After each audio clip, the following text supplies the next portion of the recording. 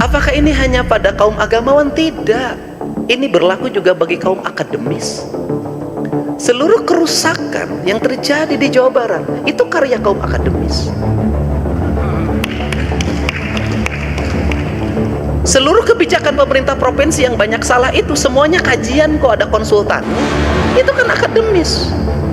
Jalan yang longsor itu hasil akademis. Perumahan-perumahan yang di mana-mana dibikin bukit-bukit itu hasil kajian akademis. Banjir itu hasil kajian akademis semua.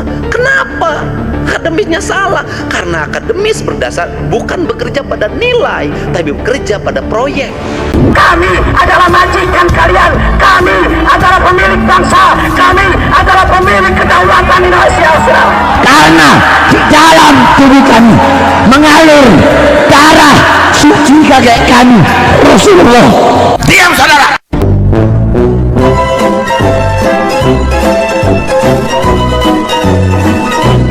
Sampurasun.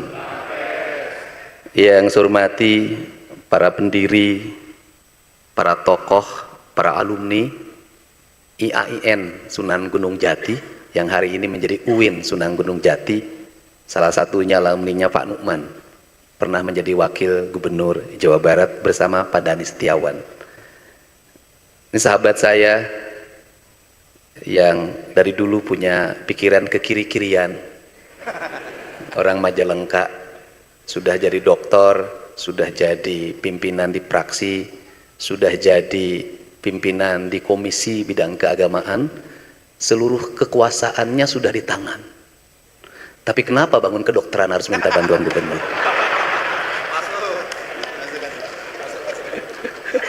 Kenapa Bapak tidak menggunakan power yang gitu besar hanya untuk mendatangkan anggaran 100 miliar gebrak meja di komisi, masa nggak selesai?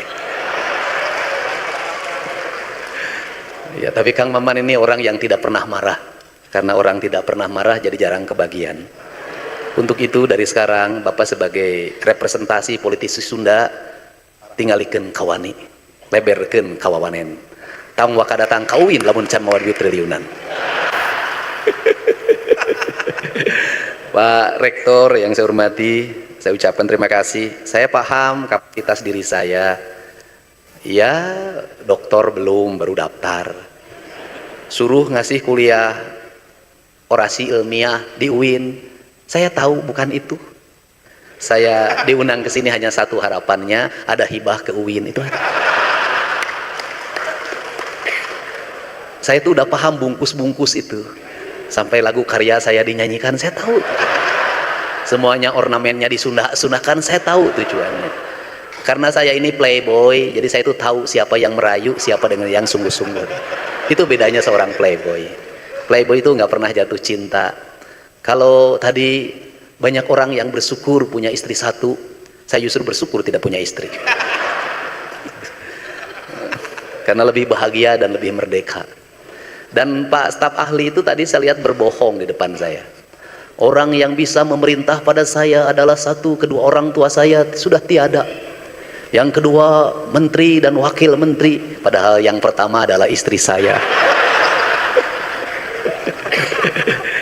Segenap Forkopimda Provinsi Jawa Barat yang mewakili Pak Kapolda, mewakili Pak Kajati, Ketua Pengadilan Tinggi, semuanya yang hadir, para rektor, para wakil rektor, guru besar, pokoknya semuanya. Yang pertama, kita ini dari dulu menjadi bangsa wacana, apalagi perguruan tinggi. Pasti peradaban itu menjadi tema diskusi. Dan kita ini bangsa yang lebih senang membicarakan peradaban dibanding dengan melakukan hidup yang beradab. Saya keluar rumah itu jam 5, itu kebiasaan saya jadi gubernur. Kenapa? Di sepanjang jalan itu saya mencoba untuk merubah cara berpikir orang. Saya jarang pakai pengawal, paling hanya motor dampingin saya. Itu pun saya pakai karena kasihan. Kasihannya apa? Sudah ditugasin oleh pimpinannya di tempat saya. Kalau saya tidak pakai kan ditarik lagi.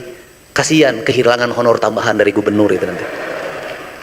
Maka saya selalu kalau lihat ada sampah menumpuk saya turun. Saya videokan dan saya ambil. Untuk apa? Memberikan pelajaran. Kenapa? Peradaban besar itu lahir dari hal-hal kecil.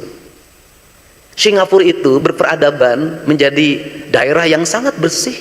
Itu dimulai dari revolusi toilet tahun 70-an, di mana Perdana Menterinya dengan tangan besi merubah masyarakatnya, bagaimana toilet bersih, bagaimana kamar mandi bersih, bagaimana halaman bersih, bagaimana pohon dijaga, bagaimana pemerintahan bersih, bagaimana anggaran bersih.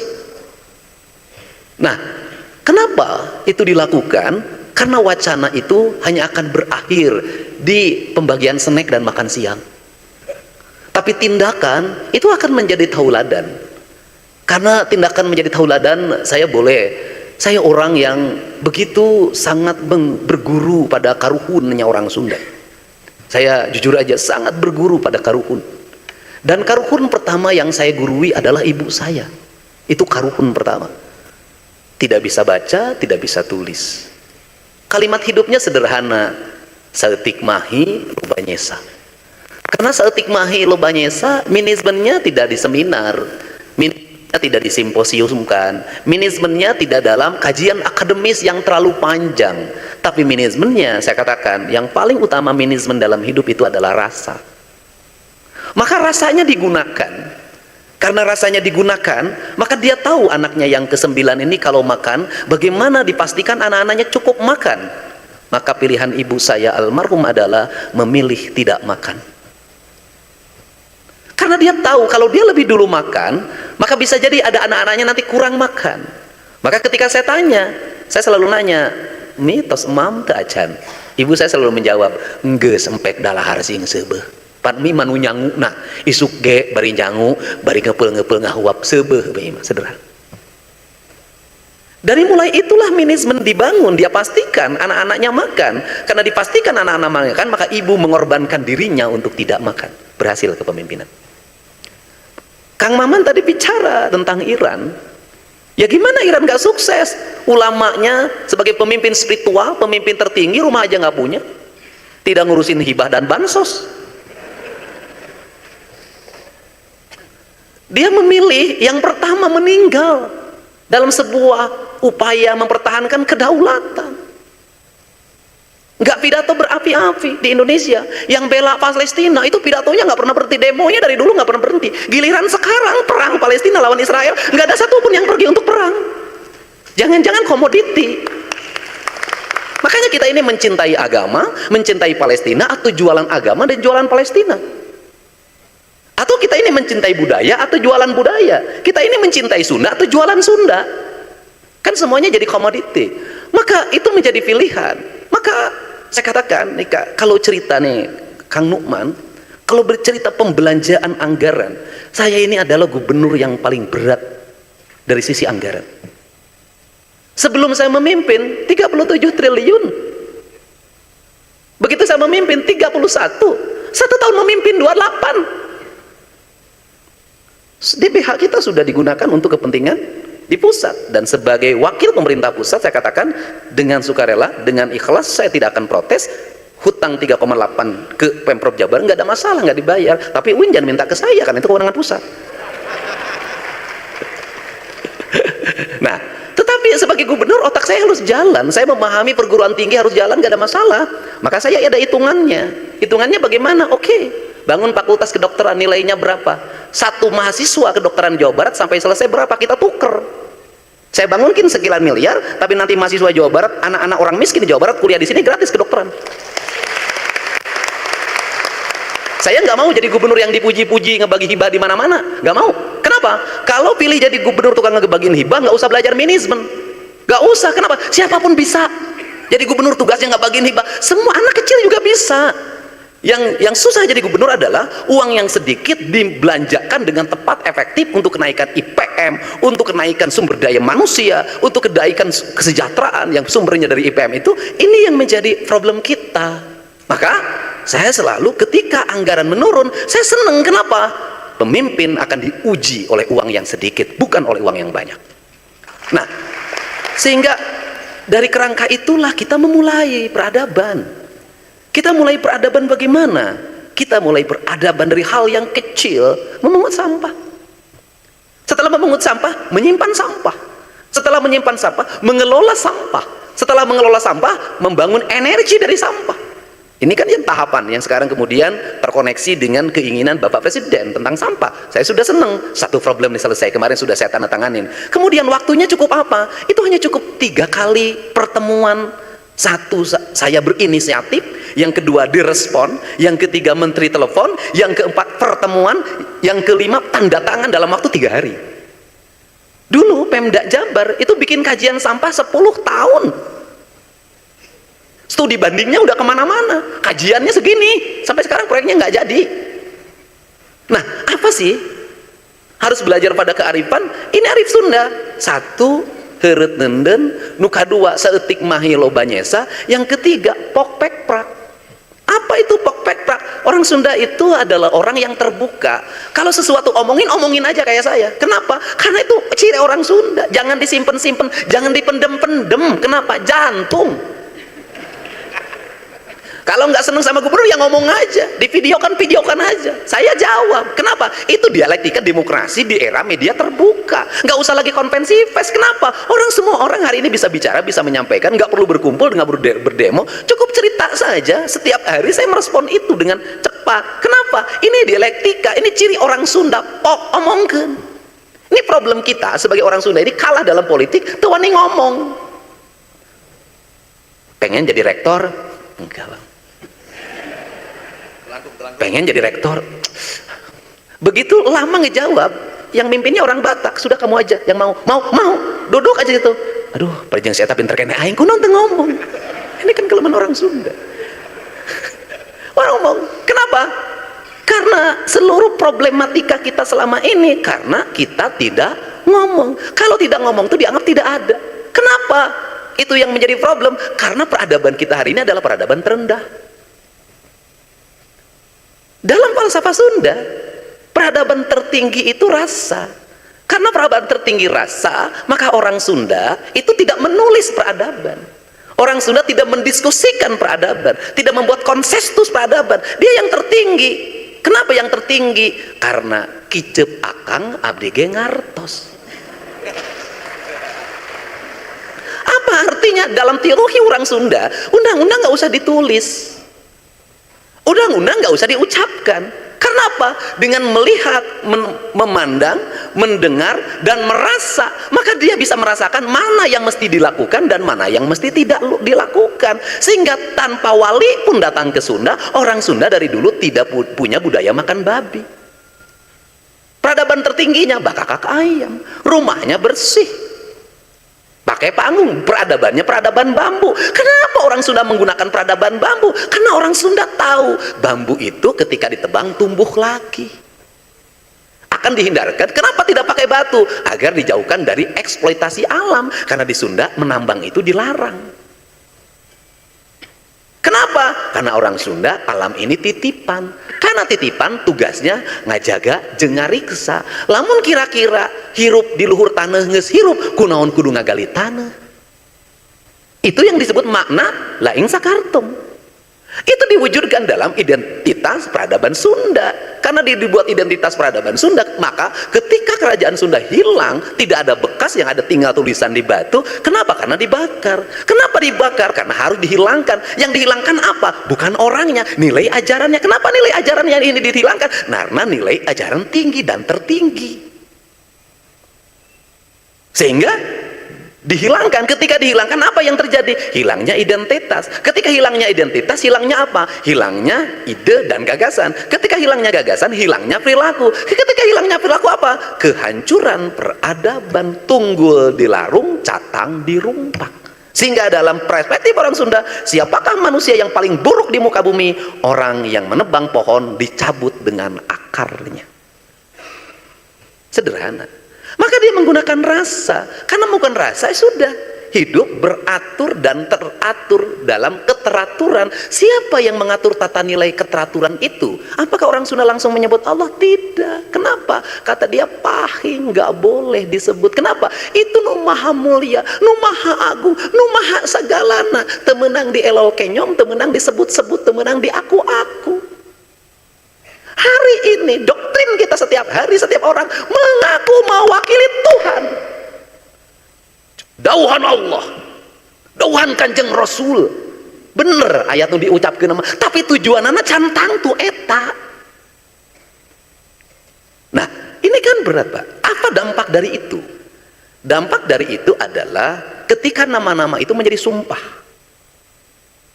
Ketika nama-nama itu menjadi sumpah jabatan, sumpah kesetiaan, diucapkan demi Allah, melanggar semuanya. Tapi yang melanggar tuh karirnya makin agus, naik jabatan, sehingga orang teu naon ngalanggar sumpah Allah teh geuningan.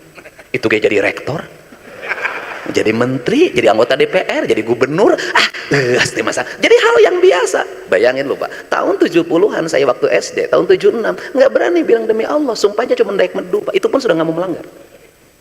Ini kan problem Pak. Apa itu tadi bahasa? Roh spiritualitas tentang nilai-nilai rububiyah tidak menjadi nilai insaniyah. Aduh gaya aing ngomongnya. Aimi pan urang teh itu rek gitu guru. Jadi kenapa kalimat sakralnya tidak ada? Hilang. Apa kata orang Sunda?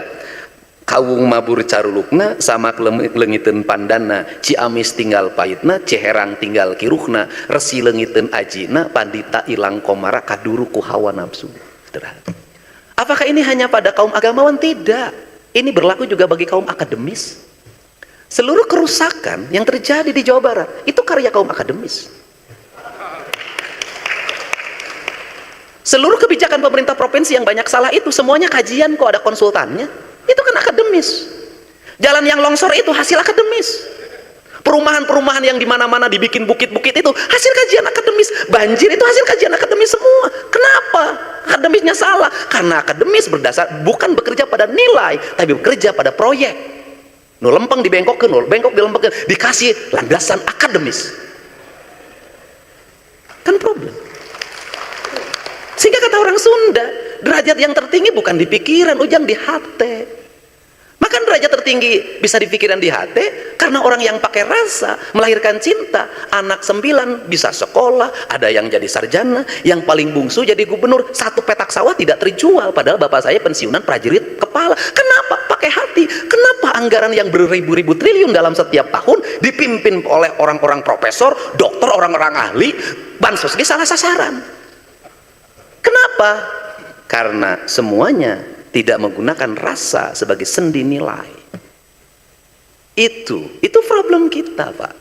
Karena ini problem kita, maka di sinilah perubahan dimulai. Saya mencoba untuk menyajikan, walaupun temporer dan sulit sebenarnya, saya mencoba untuk ini loh peradaban. Kita mulai dari sini, kita mengarah ke sini, kita tujuannya ke sini. Ini. Nah, kemudian apa yang menjadi titik lemah kita hari ini? Dari sisi perilaku hidup, saya mempelajari tentang orang Sunda ini, orang Jawa Barat secara umum. Apa yang membuat ketertinggalan? Yaitu perilaku yang apa? Perilaku yang konsumeris. Perilaku konsumeris apa? Banyak melakukan sebuah perkara yang dia tidak cukup kapasitas untuk melakukan itu. Makanya bahasa saya sederhana. Mungkin kalau lihat tayangan posting saya sederhana. Saya punya kebiasaan kalau lagi jalan di hari Sabtu Minggu, lihat janur pasti saya berhenti. Saya pasti mampir ke undangan, jadi tamu dadakan. Ini sederhana Pak. Saya selalu melihat makanan yang dimakan itu tidak habis. Kenapa? Karena orang desa merubah karakter dirinya, ingin bergaya prasmanan kota. Ketika hajatan, hari ini makanan tidak jadi prioritas Pak. Yang prioritasnya adalah event organizer-nya. WO, wedding organizer-nya. Ya kalau anak rektor UIN pakai wedding gak ada masalah. Bisa pakai gedung gratis. Ya bayangin loh, tinggal di kampung, penghasilannya di bawah 2 juta, anaknya kawinan belum kerja, pakai wedding. Wedding, upload lebih utama. Pra-wedding, lebih menarik lagi. Pra-wedding dibuat, difoto. Ingin syar'i. Nah ini karena dia ingin menjadi pengikut Kang Maman, ingin syar'i. Nah ini mohon maaf ya. Bagaimana ingin syar'inya? Pas akad nikah, perempuan dan laki-lakinya dipisah. Akadnya hanya laki-lakinya saja, perempuannya tidak hadir. Saya selalu nanya, Apakah ini yang akan diakadkan, ini yang dipisah ini suka bertemu geus babarengan geus 3 tahun. Sok anjang tara osok Pak, beboncengan tara osok, malah kamari mangenong Pak terbalik. Loh, kita ini kenapa sih hidup ini pura-pura? Saya bilang kalau di Arab laki-laki sama perempuannya dipisah waktu akad, memang mereka belum pernah berpegangan tangan, belum pernah berpelukan, dijodohkan oleh orang tuanya, wajahnya pun dilihat sebentar ditutup lagi, geus reuneuh sabulan prawedding, akadnya dipisah. Ingin mengikuti gaya orang lain tetapi bertentangan dengan apa yang terjadi dalam setiap waktu. Itu satu. Itu pertama. Saya perhatikan lagi, ini kan peradaban Pak, baju.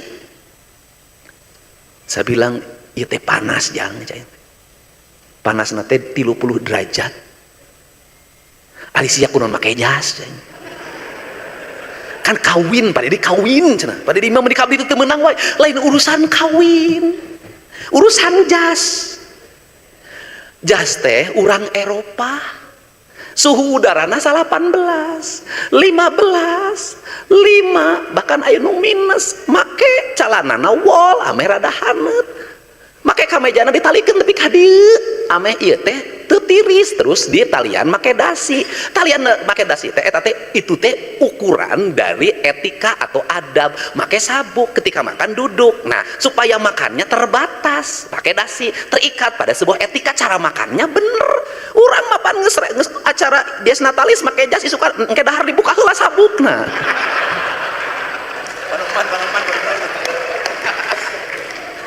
Kan Pak, punten Pak. Punten.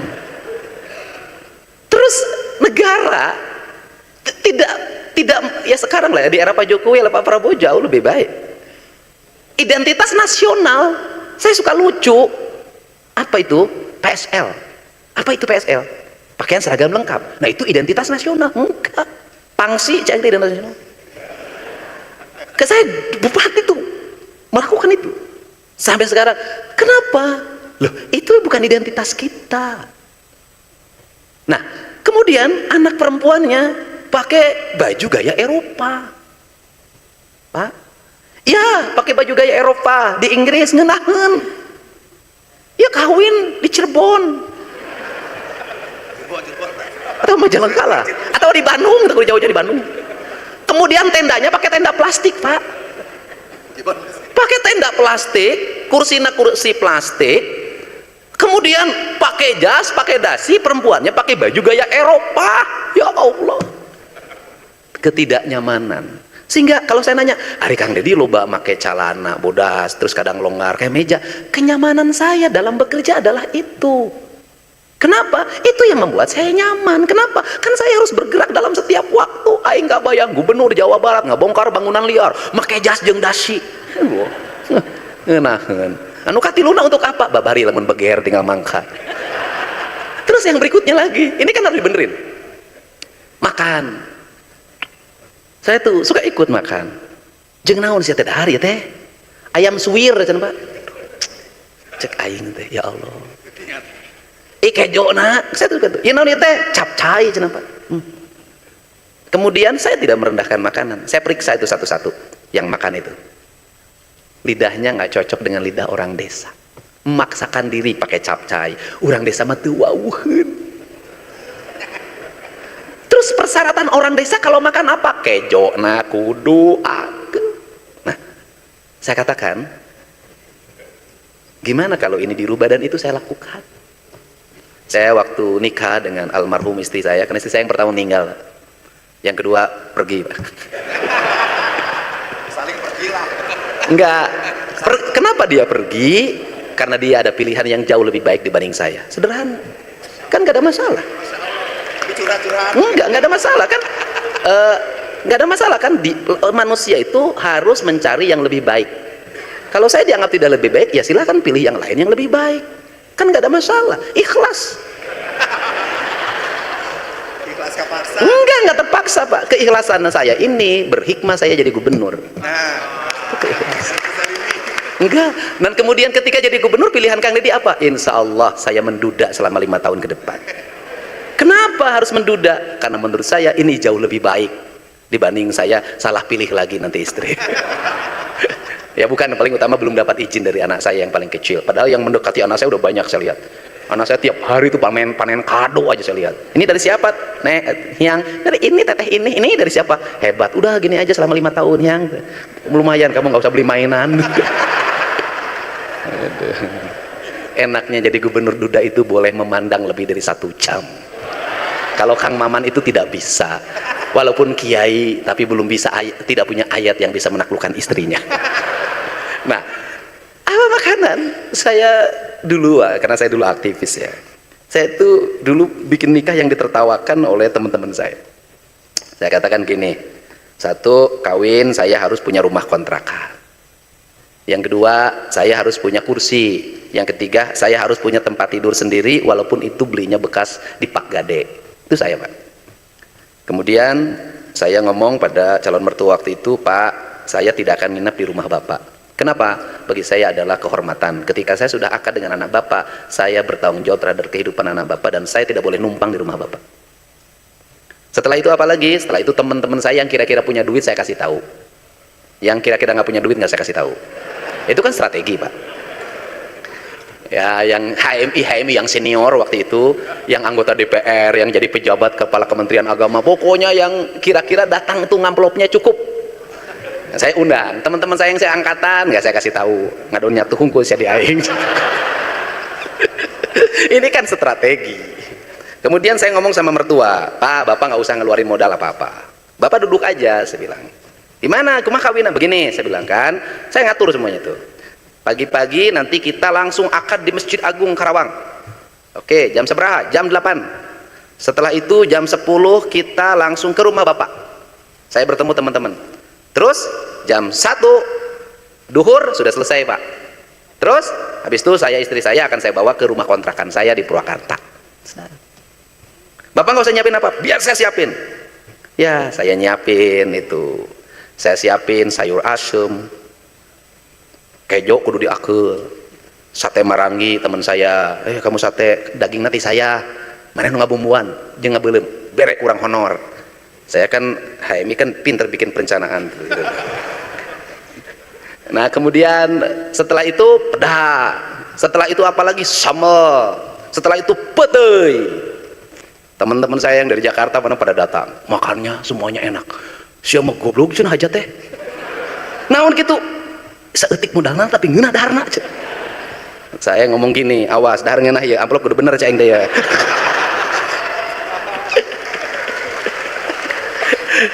Ya lumayan tuh, modal sedikit hasilnya banyak. Awas nih mertua nggak boleh ngambil nih amplop nih. Saya bilang saya punya modal. Bapak saya sok lempek lah, jangan itu saya beres dari situ. Alhamdulillah besoknya saya beli motor untuk modal dagang beras. Itu Pak.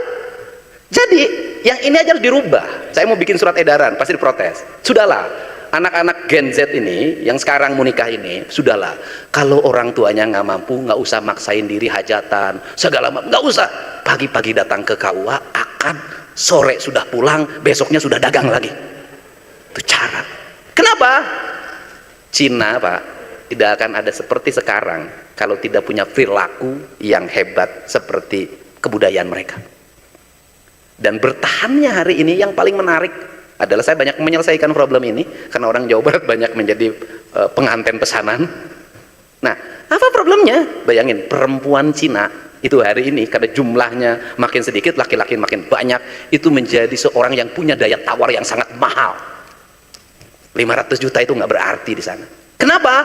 Karena biaya hidup sangat mahal, dan menikah dengan orang Cina biayanya mahal. Karena menikah dengan orang Cina biaya mahal, yang jadi korban adalah orang Jawa Barat. Kenapa? Karena orang Jawa Barat begitu denger nanti di sana nikah maharnya 100 juta, mangkat. Dan ada agennya. Kenapa orang Jawa Barat terjadi seperti ini? Mindset. Kenapa? Orang Jawa Barat teh kajen teuing tekor asal soho. Dirubah. Dengan satu pilihan menurut saya, ini penting. Banyak orang yang bangkrut gara-gara pesta. Tapi tidak pernah orang yang bangkrut karena anaknya sekolah. Nggak ada. Sehingga sekolah itu Tidak ada rumusan kaya dan miskin. Asal punya keinginan, asal punya kemauan, pasti sekolah. Justru kalau menurut saya, anak-anak orang kelas tidak mampu terus sekolah, SD, SMP, SMA, sekolah saja sampai perguruan, sekolah saja, rezekinya nyusul, nggak usah di tempat kontrakan, asal daekan cicing di masjid, dahar gratis. Di kampus, menurut saya bisa daekan, dia nyapu aja jadi mahasiswa, nggak ada masalah. Nanti dosennya melihat.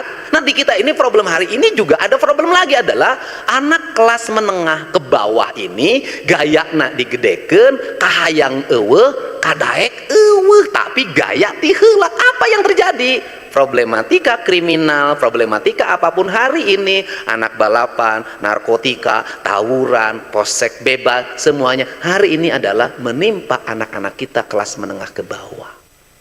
Tahun 80-an beda, anak orang kelas bawah itu prihatin. Tahun sekarang gaya tinggi. Ini culture. Nah, culture ini harus dirubah dengan memaksa. Maka bantuan atau hibah itu memiliki dua mata pedang sebenarnya. Satu sisi memang tugas negara untuk membesarkan, tapi di sisi lain bisa jadi melemahkan. Dari sekian ribu orang yang sering saya bantu, itu banyak yang sukses, berhasil, tapi banyak juga yang memang pengen dibantu lagi. Ini problem, ini problem. Saya boleh menceritakan sebuah peristiwa. Ada satu daerah di luar sana, di mana masyarakatnya sudah survive dengan peternakan sapi, dan kemudian swasembada susu, sehingga dia makmur. Kemudian datanglah satu kelompok orang memberikan banyak bantuan, memberikan banyak tontonan, memberikan banyak hiburan, pada akhirnya masyarakat itu bangkrut. Untuk itu kata orang Sunda sederhana, moal menang perah lamun teu perih. Lamun hayang hirup nanjung kudu kuru cile kentel becit. Daripada kita bercerita lapar di media sosial, lebih baik kita meniatkan diri puasa dalam setiap waktu. Ini saya waktu jadi Bupati Purwakarta, Pak Dr. Maman, saya pernah membuat pergub tentang guru menghimbau, meminta pada anak sekolah untuk puasa Senin Kemis. Dan pergub itu dibatalkan oleh Komisi Perlindungan Anak. Kenapa? Karena itu dianggap sikap yang intimidatif terhadap anak-anak. Mohon maaf, kita ini seringkali dihadapkan pada dua hal. Satu, arus keterbukaan dan pemahaman material tentang pendidikan ala Barat, tetapi kita punya kekuatan spiritual ala Timur. Dan hari ini saya membuktikan dengan makin kokohnya Cina, makin tegaknya Iran, sebenarnya kita harus mulai merubah diri.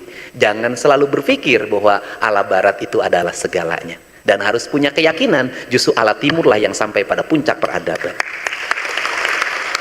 Kerajaan negara-negara ini baru umurnya berapa, tapi kerajaan-kerajaan Nusantara masa lalu bertahannya lama. Negara konstitusional itu belum ada yang berumur ribuan tahun, hanya kerajaan yang berumur ribuan tahun. Ini pelajaran penting. Sehingga cara berpikir birokrasi, cara berpikir konstitusi pendekatannya yang bersifat normatif harus hati-hati. Apakah ini akan bisa membuat daya tahan dan daya saing? Contoh makan. Makan anak kita hari ini diplot. Makanannya ini dengan standar pikiran yang biasa disosialisasikan dengan 4 sehat 5 sempurna. Dalam kajian kita dulu, orang tua kita dulu tuh nggak pernah ngomong itu. Nggak pernah ngomong 4 sehat, di segala diwabalkeun. Aya belut dipasak, aya simet dipasak, aya keong dipasak, aya tutut dipasak, kemudian aya iwung dipasak. Dan mohon maaf, ahli-ahli gizi kita sampai hari ini tidak berani menyajikan, mengatakan bahwa itu makanan yang berkualitas. Baru negara-negara luar, malah sekarang Inggris sudah menyatakan misalnya rebung itu adalah makanan food yang paling tertinggi nilainya. Kenapa? Kita dijejelin. Untuk apa kita dijejelin? Agar kita menjadi konsumen. Padahal kita punya kekayaan yang besar. Sehingga kalau kita ada problem tentang stunting dan sejenisnya, bukan hanya persoalan negara yang abai, itu bisa dikatakan negara abai, tetapi juga orang tuanya tidak mengerti aspek lingkungan. Terakhir, diri kita deh. Saya suka memperhatikan anak saya aja sekarang yang satu ngurusnya banyak, makanannya banyak, ya pertumbuhannya gitu-gitu aja menurut saya. Saya ngebayangkan ibu saya dulu, anaknya 9 tanpa pembantu, sereal nggak ada itu, susu impor nggak ada, modal nage cainon kanji non. Terus apa lagi? Saya ingat saja itu kalau ponakan saya disuapin sama kakak saya, itu yang cukup cowok amon dikituan. Gelede awak nate nyandung malah. Sia teh baheula keur leutik sia teh nyandung leuwehan aing ceng teh. Oh atuh mah gagah. Kan bayangin loh. Terus yang terakhir yang dilupakan oleh kita itu adalah nutrisi itu bukan hanya nilai-nilai material. Nutrisi adalah nilai-nilai spiritual. Kita lupa nutrisi yang sebenar. Nilai spiritual bukan formal, tapi nilai. Sehingga ibu-ibu sekarang ini anak-anaknya secara material anak-anaknya kelihatan sehat, gagah, tetapi secara spiritual dia lemah. Tidak bisa. Kenapa? Dia lebih rindu pembantunya hilang dibanding ibunya yang tidak pulang. Spiritual. Jadi banyak anak-anak hari ini kalau yang ngasuhnya hilang nangis, indung teu balik teu cerik. Tuh, hati-hati itu. Nilai. Nah, sehingga kalau sudah seperti itu, mohon maaf, anaknya tidak bisa dikendalikan. Kenapa? Anak-anak bacok di jalan. Bapaknya nggak bisa lagi. Ibunya nggak bisa lagi. Hanya senjata yang bisa menghentikan. Nggak bisa. Kenapa? Ikatan emosional. Spiritualitas di tingkat lokal, di tingkat RT RW harus ada pemimpin culture, pemimpin kultural yang bukan sekolah, yang bukan SD SMP SMA, harus ada. Anu weruh ka ilmuna apal karasana rancingas rasana legok tapak genteng kare, harus ada yang secara emosi dia terikat. Kenapa? Nanti suatu saat negara ini ada revolusi, negara ini menghadapi ancaman, negara ini menghadapi agresi, bisa saja terjadi dalam dunia sekarang. Si tokoh ini bisa menggerakkan. Allahu Akbar, jalan. Kalau ini sudah nggak ada, mohon maaf, pertahanan kita lemah. Kenapa? Kalau ada agresi bangsa lain ke sini, mereka bagiin duit. Venezuela itu membuktikan diri. Kekuatan material, uang berbasis energi tidak bisa melahirkan heroisme bangsa. Presidennya diambil, dicokot, jempling, werayatna atoh. Pengawalnya cicing.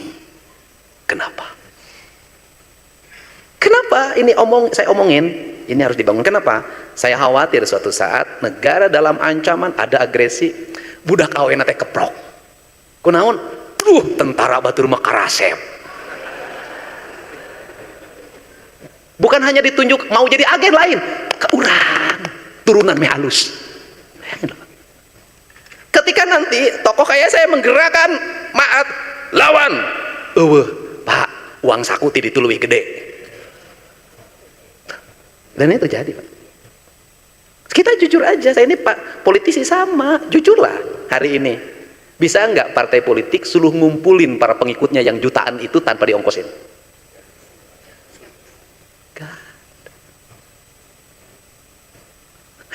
Gak ada, Pak. Yang masih berkumpul itu hanya dalam majelis-majelis keagamaan. Itu pun di pilihan. Nah, tuh rame tuh ceramahna. Nu teu ceramahna rame tidak terkenal tuh.